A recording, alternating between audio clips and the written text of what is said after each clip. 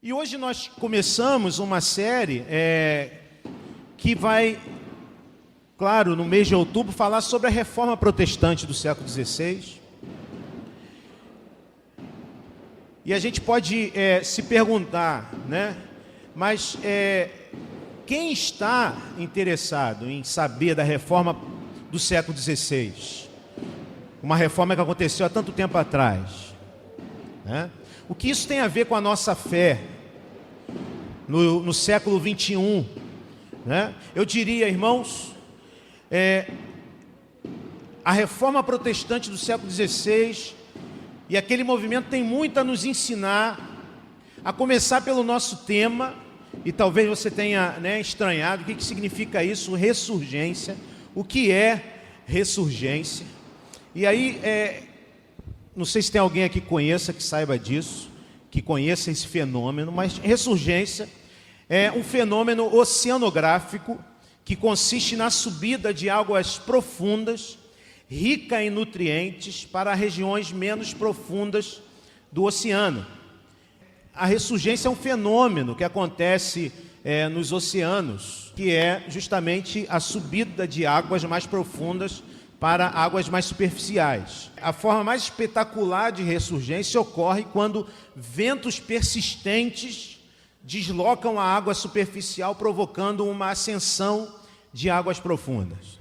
Eu fiz aqui um desenho para tentar te fazer entender, né? Aqui nós temos o oceano, ventos mais insistentes e persistentes, eles ventam sobre o mar e fazem com que essas águas superficiais elas se desloquem e, como consequência natural, águas mais profundas sobem para a superfície, trazendo um resultado bom. Qual é o resultado bom disso?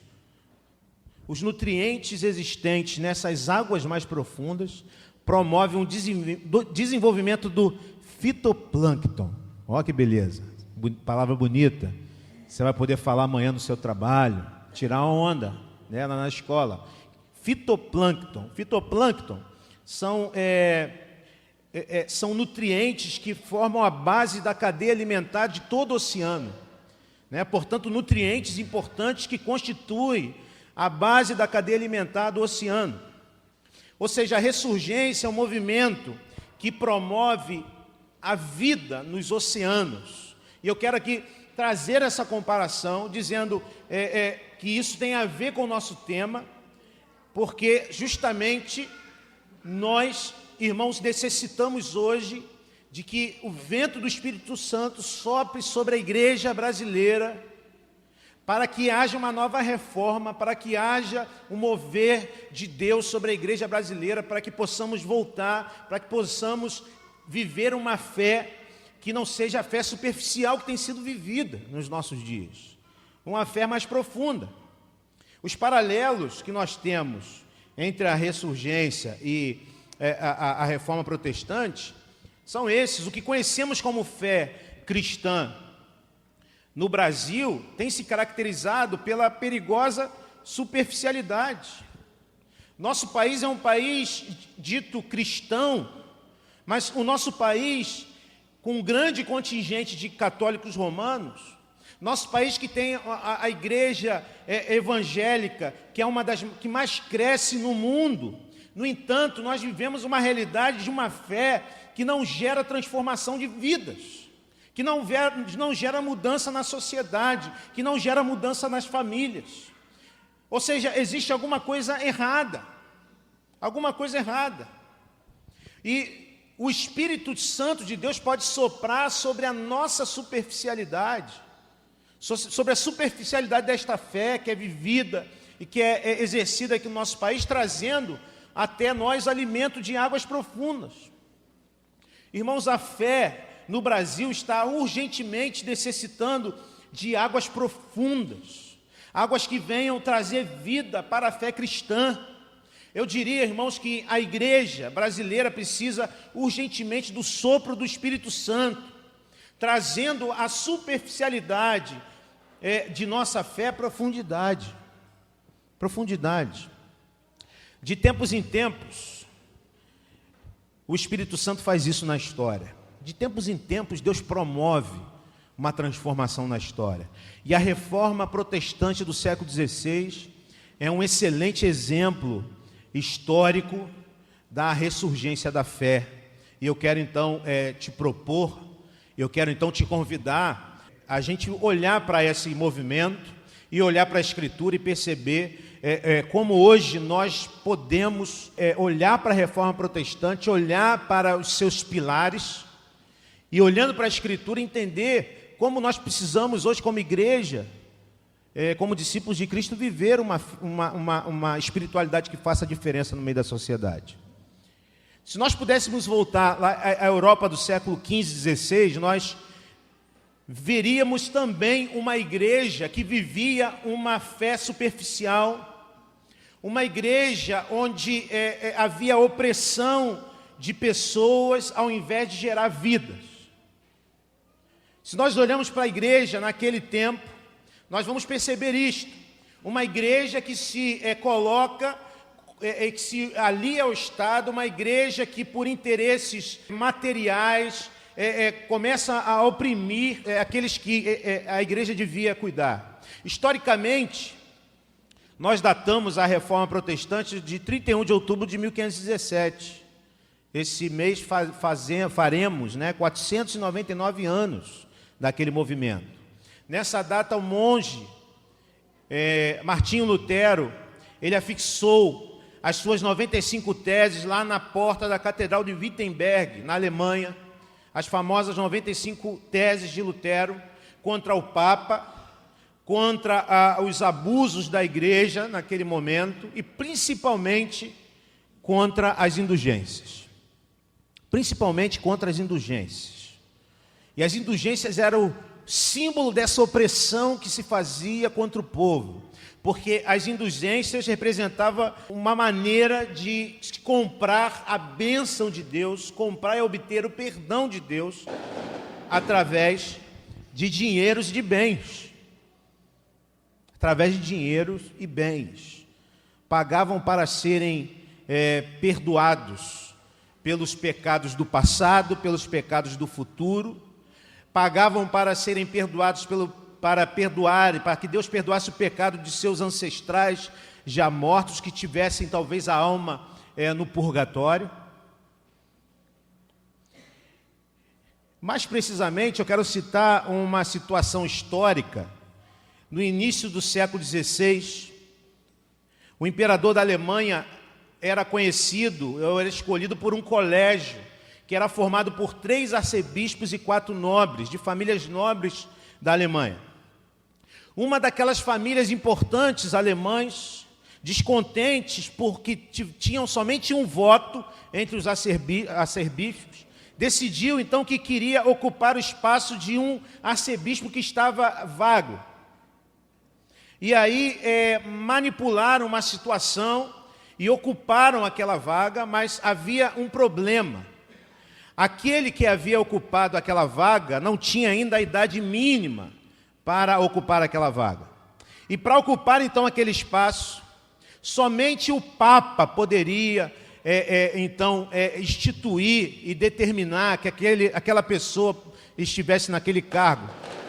O Papa à época era Leão X. O Papa autorizou que aquela família, aquela pessoa ocupasse aquele lugar, mas determinou que aquela família pagasse um volumoso valor à igreja para a construção da capela e da Basílica de São Pedro, em Roma. O Papa bondosamente autorizou que a igreja alemã cobrasse, então, para que isso acontecesse, indulgências ao povo. Que aquela família, juntamente com a igreja alemã, cobrasse indulgências ao povo, vendessem o perdão de Deus. E aí um homem chamado João Tetzel foi autorizado a passar pelas casas, nas casas dos camponeses, cobrando o perdão dos pecados passados, o perdão dos pecados futuros, vendendo o que Deus tinha oferecido de graça. E nós historicamente recebemos até um jingle. Naquele tempo já existiam jingles para marketing daquele produto, a bênção de Deus. E o jingle de Tetz era o seguinte: logo que a moeda na caixa ecoa, uma alma do purgatório para o céu voa. Parece até a musiquinha dos políticos que nós ouvimos esses dias todos. Irmãos, por favor, não estamos falando aqui contra os católicos, né? Estamos falando aqui de uma situação histórica do século XVI, de uma cultura naquele momento, né, que era a cultura da venda de indulgências. E nós, na verdade, nós vamos ver que a coisa parece que se inverteu um pouquinho. O que significaria, então, a reforma protestante hoje? O que seria se Lutero? O que seria se João Calvino? O que seria se Zwinglio e tantos outros reformadores fizessem uma reforma hoje, na igreja brasileira? Será que a igreja evangélica brasileira seria poupada? Eu quero dar mais um exemplo, irmãos, por favor. Não estou dizendo que esse exemplo é o único exemplo. Não estou dizendo que esse exemplo é o único exemplo de religiosidade opressora, mas é um exemplo entre tantos exemplos. Até mesmo as igrejas históricas, em alguns lugares, em alguns ministérios, têm sido influenciados por esse movimento. Mas eu quero dar um exemplo. A revista Veja,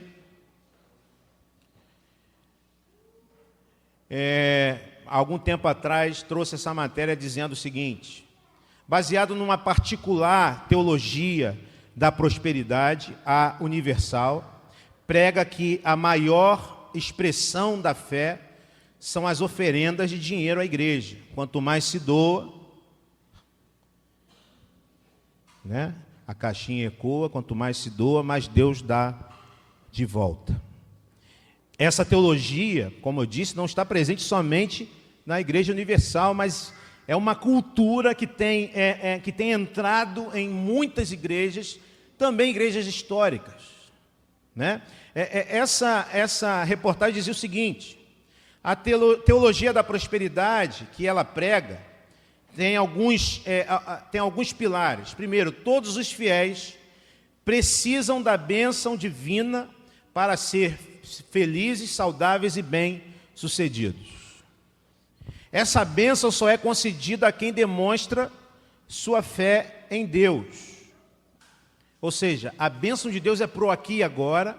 A bênção de Deus é para nos dar prosperidade nesta vida. A bênção de Deus é para isso. A melhor maneira de provar sua fé é fazer doações financeiras para a igreja. Quanto maior for a contribuição em dinheiro, maior será o retorno oferecido por Deus.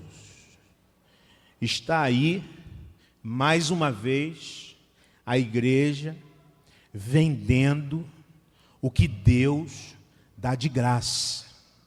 Mais uma vez, nós vivemos hoje uma cultura da igreja evangélica brasileira que está seriamente comprometida com esse tipo de teologia. E eu diria o seguinte, irmãos, como eu disse de manhã, é um processo ainda pior, porque se na Idade Média a venda de indulgências servia para o perdão na eternidade, servia para comprar um pedaço do céu, servia para comprar a entrada para o céu, na atualidade as ofertas que são alçadas com o pretexto de alcançar a bênção de Deus, têm como objetivo a prosperidade na história. Quando as pessoas fazem isso, não fazem isso para buscar um lugar no céu, não estão pensando nisso, mas pensando na prosperidade financeira e material na história. E eu estou dando apenas um exemplo de uma aberração, porque o mercado da fé é ofensivo. E esse mercado da fé nada tem a ver com o Evangelho de Jesus Cristo. Eu diria, os abusos da Idade Média são menores do que de hoje. Nós precisamos pedir a Deus uma ressurgência. Nós precisamos que Ele sopre o seu Espírito e que Ele traga à tona a profundidade de uma fé bíblica. De uma fé bíblica. E eu diria que uma das maneiras que nós temos para fazer isso é nós vivermos os pilares da reforma nos dias de hoje. Você conhece os pilares da reforma protestante? Esses pilares da reforma protestante são uma maneira resumida em que nós recebemos essa tradição do passado e nós então, durante este mês, estaremos trazendo esses assuntos e falando sobre esses assuntos, sobre as nós chamamos 5 solas da reforma protestante. Nós temos aqui os termos no latim, porque era a língua predominante na época, né, academicamente, religiosamente também, eclesiasticamente falando, né? Sola fides, somente a fé; sola gratia, somente a graça; sola escritura, somente as escrituras; solus Christus, somente Cristo; soli Deo glória, somente a Deus a glória. E hoje eu quero conversar contigo sobre esse primeiro tema, somente a fé. E eu quero então ler contigo o texto lá de Efésios, capítulo 2, versículos 1 a 10. O texto diz então: vocês que estavam mortos em suas transgressões e pecados, nos quais costumavam viver, quando seguiam a presente ordem deste mundo e o príncipe do poder do ar, o espírito que agora está atuando nos que vivem na desobediência. Anteriormente, todos nós também vivíamos entre eles, satisfazendo as vontades da nossa carne, seguindo os seus desejos e pensamentos. Como os outros, éramos por natureza merecedores da ira. Todavia, e eu quero marcar aqui, todavia, Deus, que é rico em misericórdia, pelo grande amor com que nos amou, deu-nos vida com Cristo. Quando ainda estávamos mortos em transgressões, pela graça vocês são salvos. Deus nos ressuscitou com Cristo e com Ele nos fez assentar nos lugares celestiais em Cristo Jesus, para mostrar nas eras que hão de vir a incomparável riqueza de sua graça, demonstrada em sua bondade para conosco em Cristo Jesus. Pois vocês são salvos pela graça, por meio da fé. Isto não vem de vocês, é dom de Deus, não de obras, para que ninguém se glorie.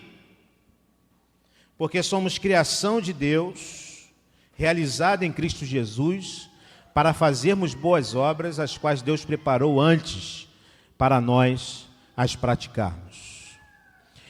Deixa eu explicar para vocês a importância, a relevância dessa primeira sola fide, para os dias de hoje, através de 3 pontos, sobretudo 3 pontos, que eu já vou adiantar para vocês. Primeiro nós vamos falar sobre quem somos nós aos olhos de Deus.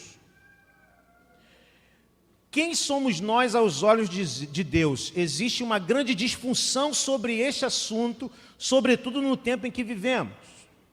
Depois nós queremos demonstrar, através do texto, o que Deus fez por nós mediante este fato.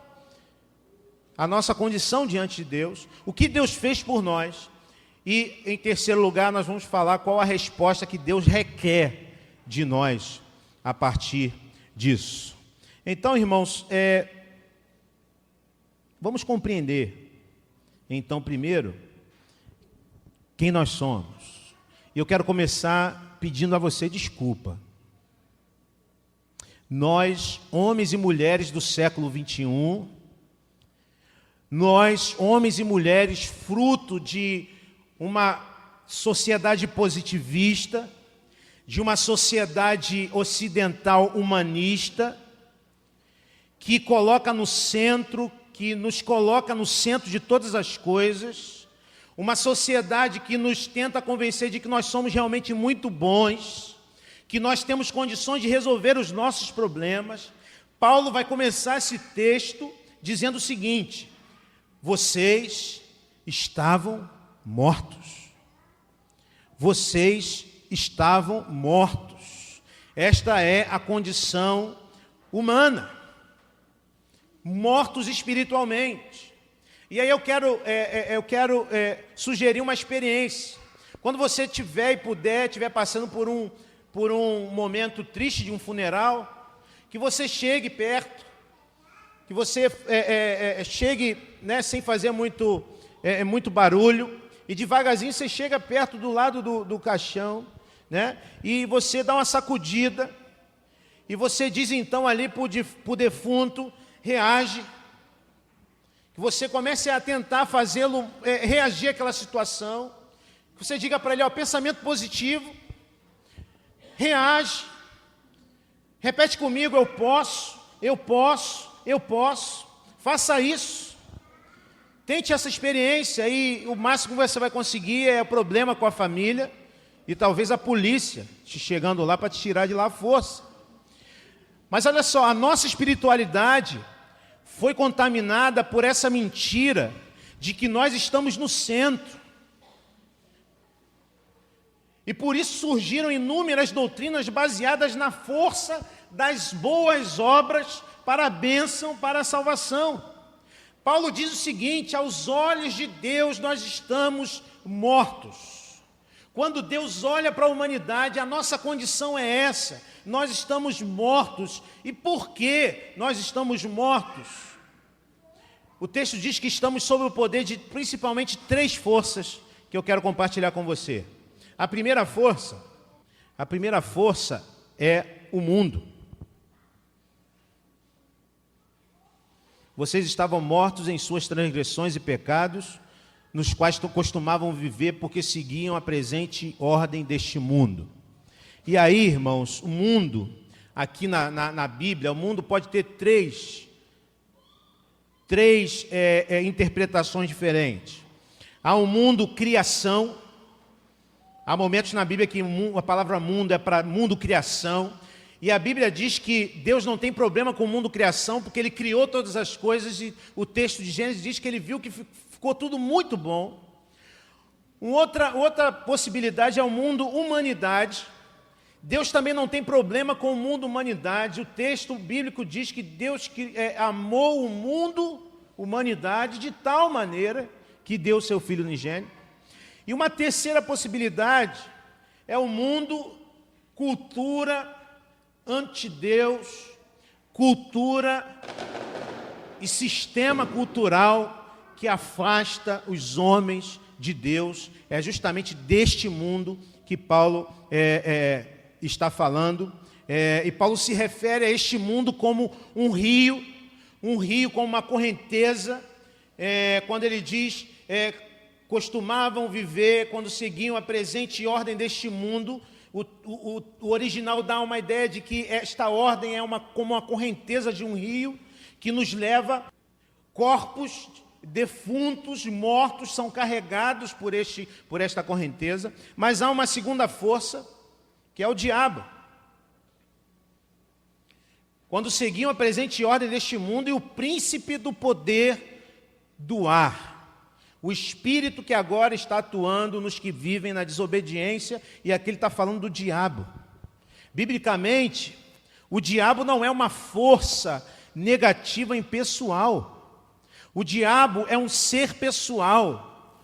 O diabo é um anjo caído que se rebelou contra Deus. Um anjo caído que se rebelou contra Deus e que olha para a história e trabalha para que essa correnteza continue levando o maior número de pessoas mortas possível para longe de Deus. Uma terceira força, além de mundo e diabo, é a carne. O texto ainda diz: satisfazendo as vontades da nossa carne, seguindo os seus desejos e pensamentos. Carne aqui nada tem a ver, irmãos, com a dicotomia grega que separa corpo e alma. a dicotomia grega platônica que separa corpo e alma. Isso não é cristão, isso é grego.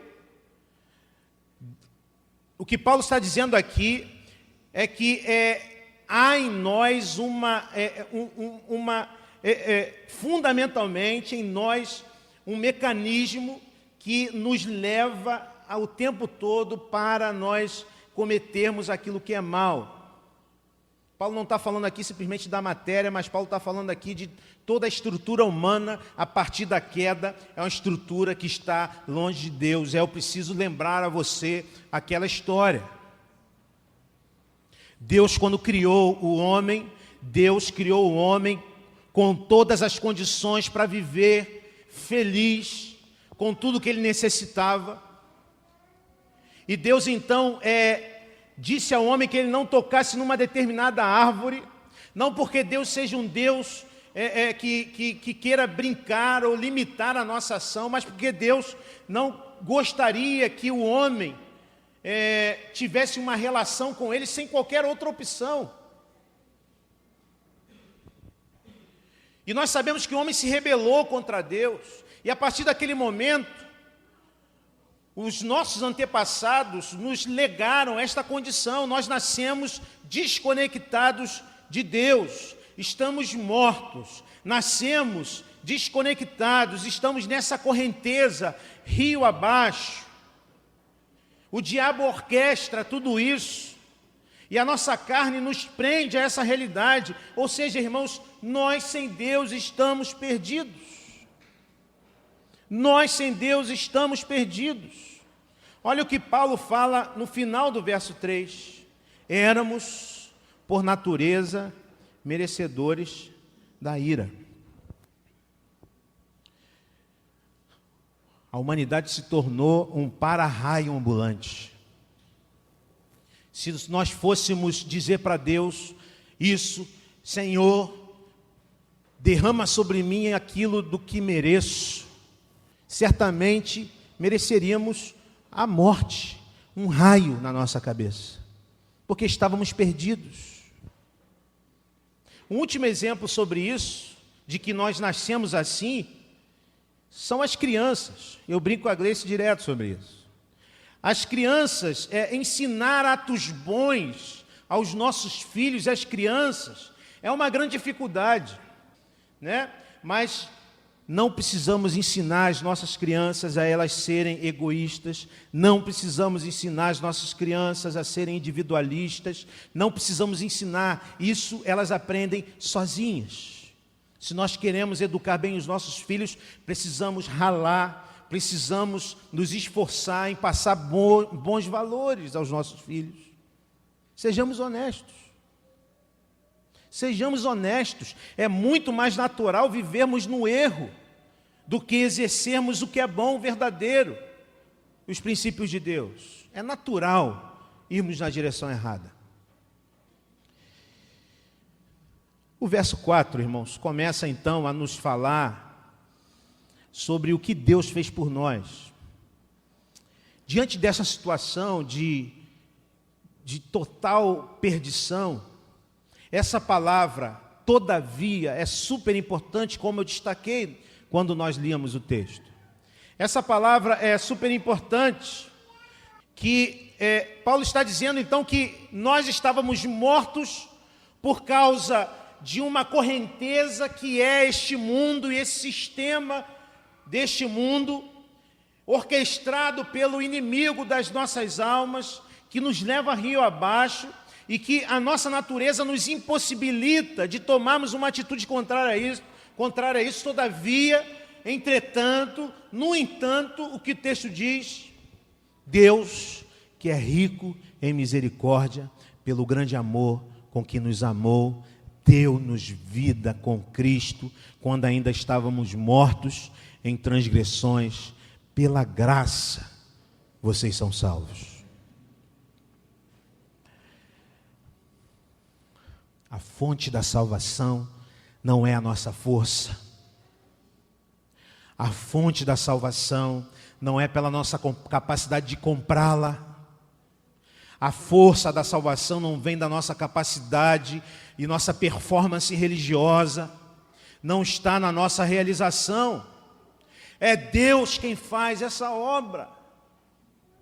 Ele é quem realiza. E por quê, irmãos? Porque Ele é rico em misericórdia, Ele é rico em amor, Ele dá a vida, Ele doa a vida e doa a vida de graça. Doa a vida de graça. E como Ele faz isso? Versículos 6 e 7.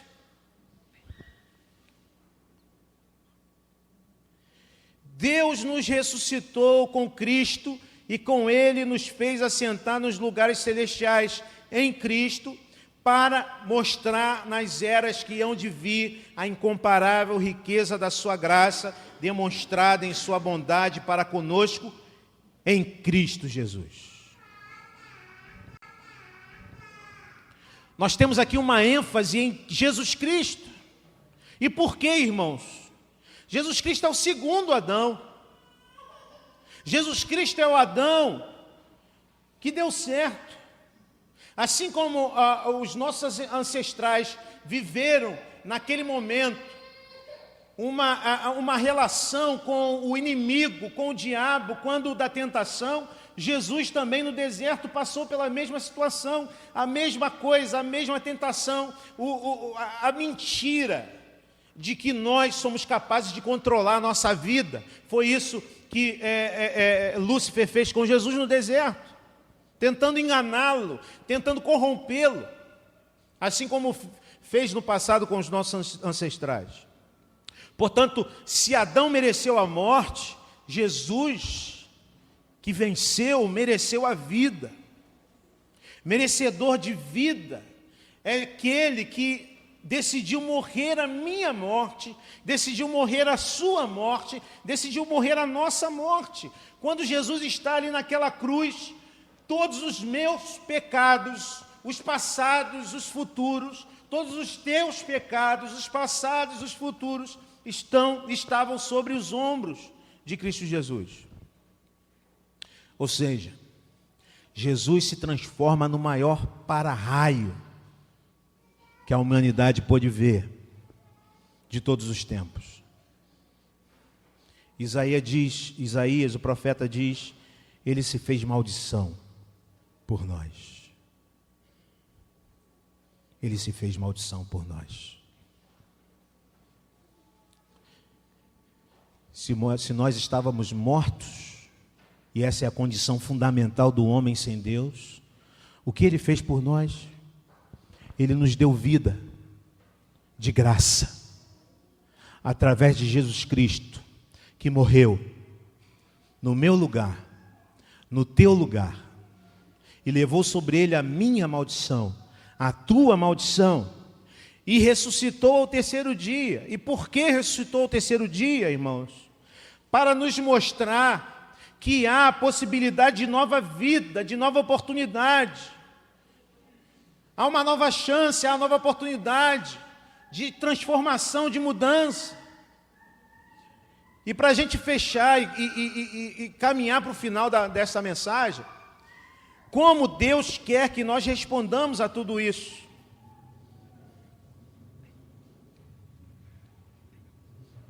O texto diz, e aqui eu quero te chamar a atenção, qual a nossa atitude como discípulos de Cristo diante desta verdade? Qual verdade? Estávamos mortos, não havia chance para a gente, não havia o que pudéssemos fazer para transformar a realidade espiritual de morte, mas Ele, porque é misericordioso, deu o seu Filho para na cruz do Calvário se entregar por nós e levar sobre Ele a nossa maldição, a nossa condição de pecadores e de mortos espiritualmente. E nos transformou e nos salvou, e nos abençoou, e nos tirou daquela condição de mortos eternamente, e nos deu vida, como cantamos aqui no prelúdio. E aí o que Deus requer de nós, então, a partir destas verdades, irmãos? Pois vocês são salvos pela graça, por meio da fé. Isso está ligado à confiança exclusiva no que Deus fez por nós. Confiança exclusiva na obra de Cristo Jesus por nós. Eu digo isso, irmãos, porque me parece que muitos cristãos ainda hoje, sejam eles de igrejas históricas, sejam eles de igrejas pentecostais, ainda hoje não têm uma compreensão bíblica do assunto, ainda vivem confiando em si mesmos, na sua performance religiosa. O que Deus espera de mim e de você, diante da consciência de quem nós somos e do que Ele fez por nós, é confiança exclusiva de que a obra de Jesus é suficiente para promover a paz entre eu e Ele. Sabe por que eu digo isso? Porque muitas vezes o que acontece na prática, você sai daqui muito feliz com esta verdade, esta realidade. Só que aí você chega em casa e começam os problemas. Você tem um bate-boca com a sua esposa, você tem um problema com o seu esposo. Você vai para o teu trabalho e lá certamente algumas situações acontecem. E nem sempre você consegue lidar com as questões da sua vida da melhor maneira. E algumas escorregadas acontecem. E aí o que acontece é o seguinte, você logo imagina e pensa que a partir daquele momento a sua ligação, intimidade com Deus foi afetada. Você pede e liga para o pastor e pede a oração ao pastor, para o pastor orar por você. E talvez o pastor pergunte para você, por que você também não ora por você mesmo, meu irmão? E sabe por que você fala isso? Porque você ainda tem uma espiritualidade baseada na performance religiosa. Irmãos, eu não estou aqui pregando porque eu jejuei hoje o dia inteiro. Eu não estou aqui pregando porque orei 4 horas por dia durante toda a semana. Eu não estou aqui pregando porque tem 17 dias que eu não peco. Não, eu estou aqui pregando porque eu tenho plena consciência e confiança que a minha relação com Deus está baseada no amor dele por mim e não na minha performance. Eu não poderia estar aqui baseado na minha performance. Eu só estou aqui porque eu sei e confio plenamente na obra que Jesus Cristo realizou na cruz do Calvário, e isso é suficiente. Deus te aceita, Deus te abraça, Ele te ama. Ele te ama não porque você correspondeu às expectativas dEle. Ele te ama, simplesmente te ama, escolheu te amar, decidiu na eternidade te amar. Ele te dá isso de graça. E o que Ele espera de mim? Que haja em mim confiança exclusiva no que Ele fez. Ele diz, pois vocês são salvos pela graça, por meio da fé. Isto não vem de vós, é dom de Deus, não por obras, para que ninguém se glorie. Confiança exclusiva no que Deus fez, rejeição de toda autossalvação, de toda pretensão de alcançar a bênção de Deus através de performance religiosa, através do cumprimento da lei, através de boas ações e boas obras.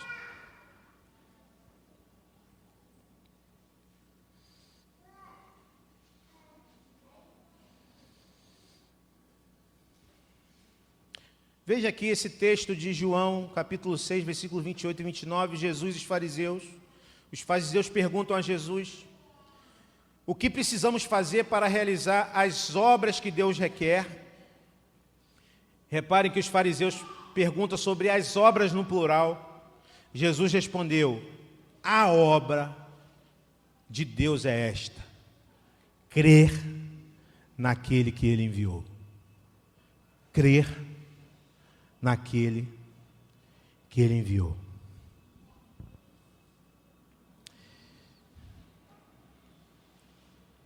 Mas e aí, pastor? O senhor está dizendo então que eu não preciso fazer nada? O senhor está dizendo então que a partir disso eu posso viver da maneira que eu quiser, simplesmente Deus me ama e posso ter uma vida de qualquer maneira, porque Deus me ama e me aceita como eu sou? É isso que o senhor está falando? Se for isso, que beleza, eu vou sair daqui e vou me viver minha vida como eu quero. Mas aí, irmãos, o último verso, verso 10, porque somos criação de Deus, realizada em Cristo Jesus, para fazermos boas obras, as quais Deus preparou para nós as praticarmos. Quando você confia na suficiência do que Jesus fez por você, naturalmente o Senhor te impulsiona, porque nós somos criação, e essa palavra criação no grego é a mesma palavra que dá origem à palavra poema no português. Se essa verdade da fé e da Bíblia impacta a sua vida então se transforma em poema de Deus, realizado em Jesus para fazer boas obras. As boas obras, então, não são um pré-requisito para a promoção da paz com Deus, mas um resultado necessário desse encontro transformador que nós temos com Deus. Assim brilha a luz de vocês diante dos homens, para que vejam as suas obras, as suas boas obras, e glorifiquem ao Pai de vocês que está nos céus. Gente que compreendeu o que Jesus fez se tornam pessoas engajadas em ações de promoção de vida. Gente que foi alcançada por esta fé se torna gente compromissada e engajada na promoção da vida e da paz. Isso sempre com o objetivo de glorificar a Deus. Tiago coloca isso de forma bem categórica e conclusiva. Mas alguém dirá: você tem fé, eu tenho obras. Mostre-me a sua fé sem obras, e eu lhe mostrarei a minha fé pelas obras. Mostre-me a sua fé sem obras, sem atos de bondade, sem envolvimento com causas que geram bem-estar, sem investir tempo e dinheiro na vida de pessoas desprivilegiadas, sem colocar a sua vida na relação com pessoas que precisam de serem abençoadas e ajudadas. E eu lhe mostrarei a minha fé pelas obras. A sua fé gera transformação na sociedade, porque ela gera obra, e boa obra. Portanto, não alcançamos a bênção de Deus pela boa obra, mas somos impulsionados a realizar a boa obra por causa da bênção que recebemos de Deus. Para refletir e praticar, irmãos. Primeira pergunta que eu quero te fazer. A nossa busca por Deus tem se caracterizado pela consciência de quem somos e do que Ele fez por nós?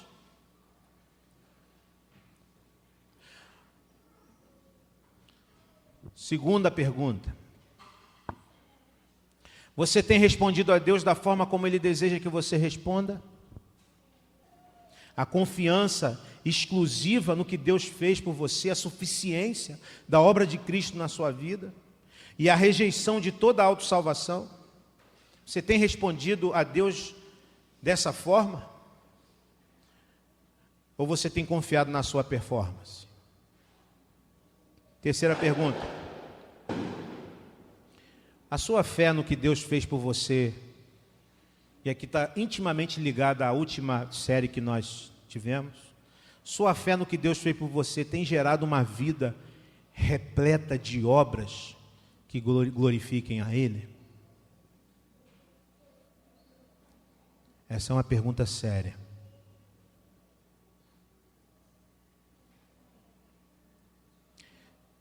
Será que dá para viver essa fé sem obras? Será que dá para a gente dizer que temos fé sem que isso se materialize numa vida engajada no serviço ao próximo? Me parece que não. Deixe de viver como se você só existisse. Olha para o lado e perceba pessoas do teu lado.